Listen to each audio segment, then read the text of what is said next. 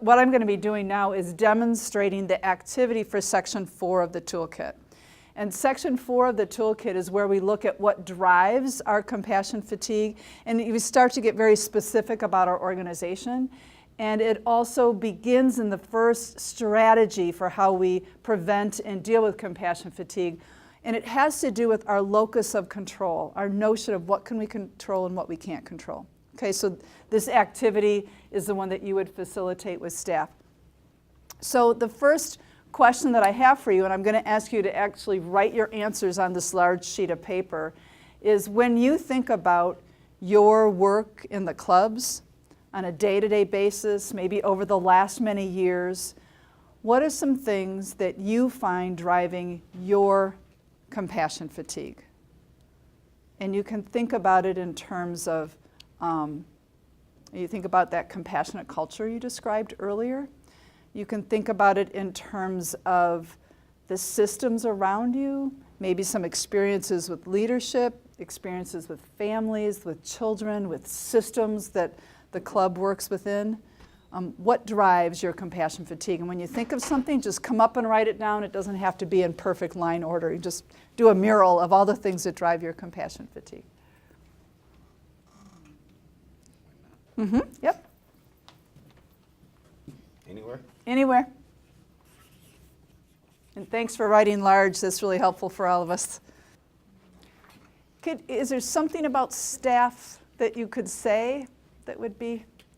Because I'm going to ask you a few questions, and I want to set you up to be able to answer those questions. We can fill this page up, so keep thinking. You can also think about expectations. Are there any expectations of you that drive your fatigue? Can you see why I recommend lots of paper? Because if you just put up one sheet of newsprint, in people's minds you begin to limit it, so that's why I actually like it. And if you're using newsprint, put 4 pieces up, start with a big space.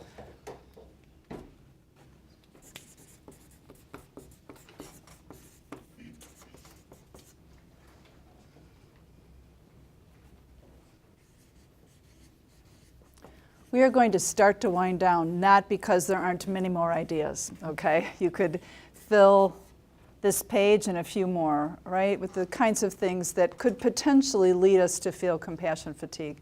And my guess is that some of you are looking at some of these and saying, oh, you know, I'm pretty good at dealing with that one. And others are looking at it and going, yeah, that too, right? So we have different things drive our fatigue, and certainly at different times in the year, different times in our career. So now I want to go back and ask you to think about the items on this list, and to, I'm going to ask about control. So when you look at an item, like let's just take ADHD as an example. Do you feel like you have control or no control when it comes to kids having ADHD? Most of you are kind of shaking. No control over whether they have it. So I'm going to cross it out. Does anyone have a sense of control around ADHD? I can try to educate parents about resources, but no.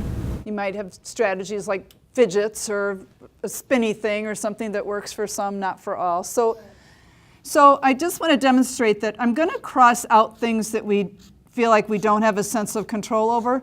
But at times, we're not going to agree whether it's total control or not control, and so you can use a dotted. So this one, I'm just going to do a dotted. Our general sense is we don't have control over kids having ADHD, but there may be some things that we try to do and we feel skilled or maybe less skilled at. Anything that stands out on this list that you say, you know, I have a sense of control over that? Work-life balance. Okay, all right. So you have a sense of control over the work-life balance. Does anyone would say, I don't have a sense of control over that? Okay, so you kind of look to yourselves, you know what, this is something that I think I could have control over. So we're going to circle the things that we feel like we have control. We're going to cross out the things that we feel like we have little to no control. And I like to kind of limit that to in the next couple years, right? Because someone might have put up here, you know, the political climate in our country fatigues me, right? And so are you going to be able to control that political climate in the next couple years? maybe not, right? So we want to kind of limit that to a time frame. I'm going to go through a few of these other ones. The lack of follow-through. Do you feel like you have control or no control over the lack of follow-through in the people that you work with? Okay, so we got a little, so some are saying a little control, others are saying no control. And that can make it be dependent also on your place in the organization, right? As to whether you feel like you have control over whether someone follows through or not. So again, whether it's strike through or circle, by dotting it, it lets us know there's not one specific answer. Anything else that stands out as, I kind of feel like we have control over that one. Lack of appropriate training. Okay. Couldn't administration create some control over that to ensure? Okay, so lack of appropriate training. You're saying you have a sense of control there, but you're saying administration? Yeah. So the next question I was going to ask you, and you led wonderfully into that, is some of these we look to leadership to have control over, right? So I'm just going to put an L next to that one because training is something we kind of look to leaders to be able to answer that question for us. And so I'm going to ask you just, and not to every one of these, but if you would pick one, and you would either choose to circle it or cross it out, and you can also have an L next to it, right? So leadership, can leadership help in lack of follow-through? Right? So this has both the dotted circle and an L next to it. So would you each just pick one item and either circle, cross it out, and if you think leadership could have an impact on it, put an L next to it? And you've got your markers so you can, yeah. That's easy.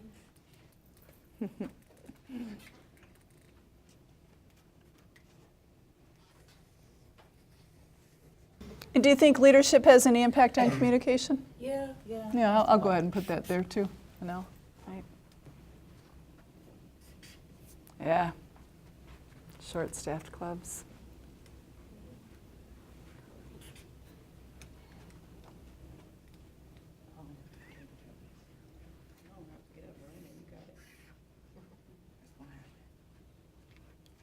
So you begin to get the idea here. We're identifying where we kind of put the idea of control, whether it's on ourselves, whether it's shared with others. Usually the dotted means it's shared with someone else. I have some control, but I think someone else. And then the L is where we look to leadership. If we were to complete this, we would do it for every item on the board. And then, obviously, we want to have a conversation with leadership before we do this activity because we want leadership to take anything that has an L next to it, and we want leadership to go back and have their own conversation about these things that staff look to us to have an impact on. We're going to be transparent back to the staff. So we're going to take our list of 12 items and we're going to do our own circle cross out in the next 2 years so we can say back to staff, you know those 12 items that you're looking to us to have an impact on? We really believe that these 4 are things in the next couple years that we can have an impact on. And these 8 need to go on our we can't control for now. Right? And I don't know about you, but I've had times in my life where it's been really helpful for a leader just to say, Sue, that's not going to change in the next few years, so that I could let go a little bit of my anxiousness about a particular area that I had expectations of leadership on. So after you go through this activity, you could then spend time talking about these areas where you have a sense of control.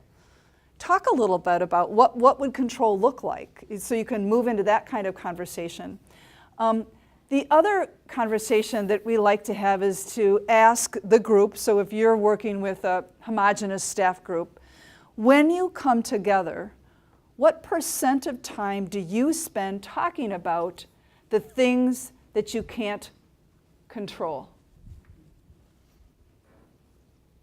And so you guys are representing different staff groups. Could you just give me a number of what you think when your staff come together, they spend what percentage of time talking about the things they can't control? Anyone have a? How many would say when staff come together, they spend more than 40% of their time talking about the things they can't control? How many would say that? How many would say they spend less than 10% of their time talking about the things they can't control? Okay, that's a really positive thing to say about a culture, that somehow staff have figured out that me spending a lot of time talking about the things I can't control, to some degree is a waste of my time, right? But the answer, the correct answer, and we asked staff together to come up with this, what percentage of time do you want to spend talking about the things you can't control? What seems like a decent percentage that you would want to set, if you could, for your staff? When we come together, we're not going to go more than what percent? I think 5 or 10%. Yeah. And why do we want to give people time to talk about the things they can't control? Kids are coming because of, and they're struggling because of poverty or addiction or things of that nature that are out of our control. It doesn't mean that they're not important and that it's not real. And so we still need to talk about it. And to validate those, that experience. This is hard work, and this is why it's hard. And oftentimes, the things we can't control are part of what makes our work hard. And so to validate them is important. We also know through research that if I experience something really difficult, my body experiences that really difficult thing, right? Not just my brain. And then a day later, I tell you everything about that horrible thing that happened the next day. My body doesn't really know the difference, so my body experiences that again. So this is kind of inviting staff into self-care by asking them to think about how much time in reiterating the things that take you down do you want to spend asking your body to experience that frustration over again. So there's a level at which it's validating. It's important to say this is really troublesome, and it becomes troubling to you personally to continue to speak about it. So this isn't be a good staff person and don't talk about negative things. That's not the message. The message is you have the power to control how much you give to those negative things. This activity begins to answer one of the biggest complaints that we hear from organizations about what drives compassion fatigue, and that is the negativity of staff. And you can relate. I'm sure you've all worked in organizations where there's a negative feel, a lot of complaining around in staff environments, and it's hard for you to maintain a positive. I think someone even wrote something in here about, spending too much time on staff problems, the contagious apathy. Those are the kinds of things that bubble up. And so you'll see through the toolkit that we're going to start to address those, not by you should or you shouldn't, but inviting staff to be able to have conversations about it and set their own standard for themselves. That makes sense? So in this activity, they're going to come out with setting a staff standard. We want to spend 5%, 10%, 15%. No right answer there, but at least they've agreed on a percentage of time that they want to talk about the things they can't control, which is typically what gets us into negativity, right? Because if I can control it, I'm going to bring it up and then I'm going to talk about a solution. If I can't control it, I'm just going to talk about how bad it is. Does that make sense? Okay, so this is the Section 4 activity, and so you're both validating the things that drive compassion fatigue, but you're also starting to kind of narrow that to what are the things we can control and what do we do about that pocket of things we can't control. And it's an opportunity to ask leadership to be transparent and kind of hold themselves accountable in the communication around what the leadership can address when it comes to compassion fatigue and be honest about the things that they won't address.